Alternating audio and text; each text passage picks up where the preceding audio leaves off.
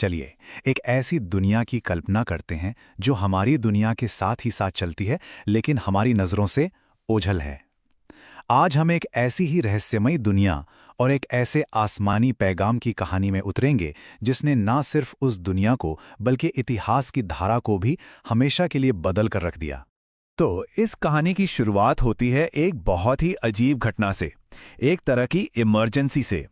जिन जो आग से बने प्राणी हैं, अचानक पाते हैं कि आसमान से आने वाली खबरों पर रोक लगा दी गई है। अब उनके लिए ये कोई छोटी मोटी बात नहीं थी, ये तो एक बहुत बड़ी और चौंकाने वाली घटना थी। जरा सोचिए, हजारों सालों से जिन्नों के पास एक खास तरह की, कह सकते हैं, एक सीक्रेट पहुंच थी। वो आसमानों तक जा सकते थे और फरिश्तों की बातें सुनकर आने वाले कल के बारे में जान लेते थे, और यही उनकी ताकत का एक बहुत बड़ा जरिया था। लेकिन फिर एक रात सब कुछ बदल गया। उनका हजारों साल पुराना रूटीन, वो रास्ता अचानक से बंद हो गया।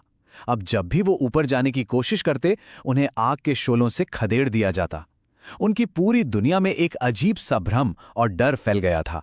जिन ये बात समझ गए थे कि ये कोई मामूली घटना नहीं है, भाई आसमानों को बंद कर देना, ये तो किसी बहुत बड़ी, बहुत ही बड़ी घटना का संकेत था। वो सब सोचने पर मजबूर हो गए कि आखिर धरती पर ऐसा क्या हो गया है जिसने पूरे ब्रह्मांड के निजाम को हिलाकर रख दिया है।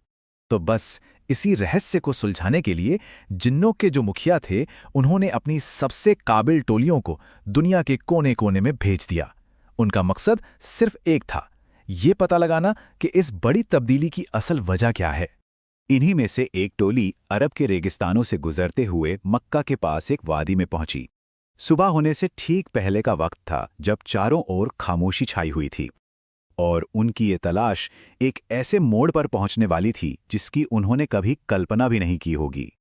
और तभी उस शांत सुनसान वादी में एक ऐसी आवाज गूंजी जिसने उन्हें अपनी जगह पर ही रोक दिया।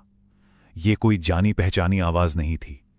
इसमें कुछ ऐसा था जो इस दुनिया का नहीं लगता था, कुछ बहुत ही खास, कुछ दिव्य। उन्होंने देखा कि एक शख्स नमाज पढ़ रहा है और कुछ पढ़ रहा है। वो थे पैगंबर मोहम्मद, और वो कुरान पढ़ रहे थे। जैसे ही जिन्नों ने उन शब्दों को सुना, मानो उन्हें अपने हर सवाल का जवाब एक पल में मिल गया। उन्हें फौरन समझ में आ गया कि यही वो खूबसूरत और ताकतवर कलाम है, यही वो पैगाम है जिसकी वजह से आसमानों पर पहरा लगा दिया गया था। रहस्य तो सुलझ गया था, लेकिन अब एक नया और उससे भी बड़ा सवाल उनके सामने खड़ा था। आखिर इस संदेश में ऐसा क्या खास था? देखिए, कुरान ने दुनिया को देखने का एक बिल्कुल नया और साफ नजरिया पेश किया। ये नजरिया कुछ बहुत ही बुनियादी दलीलों पर आधारित है, जो ईश्वर के होने और उसकी पहचान को समझाता है। पहली बात जो उन्होंने समझी, वो थी रचना का तर्क। मतलब हमारे चारों ओर का ये ब्रह्मांड, बड़े बड़े सितारों से लेकर हमारे अपने डीएनए तक, हर चीज इतनी सटीकता से, इतने परफेक्ट बैलेंस के साथ बनी है कि ये महज एक इत्तेफाक तो नहीं हो सकता। इसके पीछे जरूर कोई बहुत बुद्धिमान डिजाइनर, कोई बनाने वाला है। अच्छा, अगर कोई बनाने वाला है तो सवाल उठता है कि वो सिर्फ एक ही क्यों हो सकता है? तो दलील ये है कि अगर कई बनाने वाले होते तो उनकी इच्छाएं आपस में टकराती। इससे दुनिया में व्यवस्था की जगह बस केओस, यानी अराजकता होती। एक ही बनाने वाला व्यवस्था और एक मकसद को सुनिश्चित करता है। तो ये जो पूरा पैगाम था, वो 5 बहुत ही साफ, एकदम लॉजिकल स्टेप्स में उनके सामने आया। पहला, इस दुनिया का एक बुद्धिमान बनाने वाला है।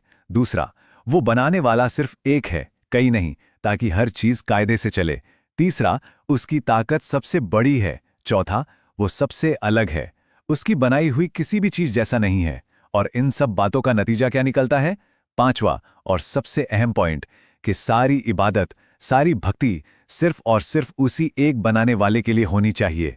बस इसी एक तर्क ने जिन्नों की पूरी सोच को जड़ से बदल कर रख दिया। अब देखिए, ये संदेश सुनने से पहले जिन्नों की दुनिया बिल्कुल अलग हुआ करती थी। उनकी जो शक्ति और उनका जो रुतबा था, वो इस बात पर टिका था कि इंसान उनसे कितना डरते हैं। सदियों से ऐसा होता आ रहा था कि रेगिस्तान में सफर करने वाले मुसाफिर उनसे पनाह मांगते थे, और इससे उनका घमंड और बढ़ जाता था।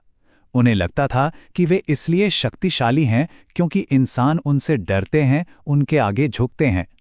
लेकिन कुरान ने उन्हें एक नई सच्चाई से रूबरू करवाया कि असली ताकत दूसरों को डराने में नहीं, बल्कि उस एक बनाने वाले की बंदगी में है। उनका सारा घमंड, सारा अहंकार टूट गया, और उसकी जगह एक नए मकसद ने ले ली। एक ऐसा मकसद जो खुद पर नहीं बल्कि ईश्वर पर केंद्रित था।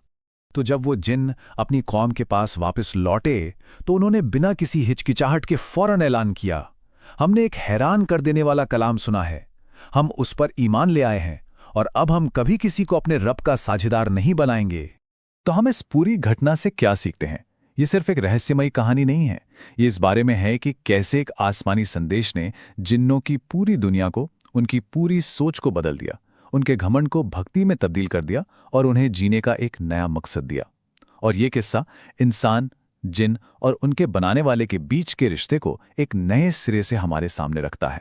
और ये कहानी हमें एक बहुत ही शक्तिशाली सवाल के साथ छोड़ जाती है कि अगर एक संदेश में इतनी ताकत थी कि उसने जिन्नों की पूरी हकीकत को बदल दिया, तो आज हमारे समय में ऐसे कौन से विचार हैं, कौन से आइडियाज़ हैं जो हमारी दुनिया को भी इसी तरह से बदल सकते हैं?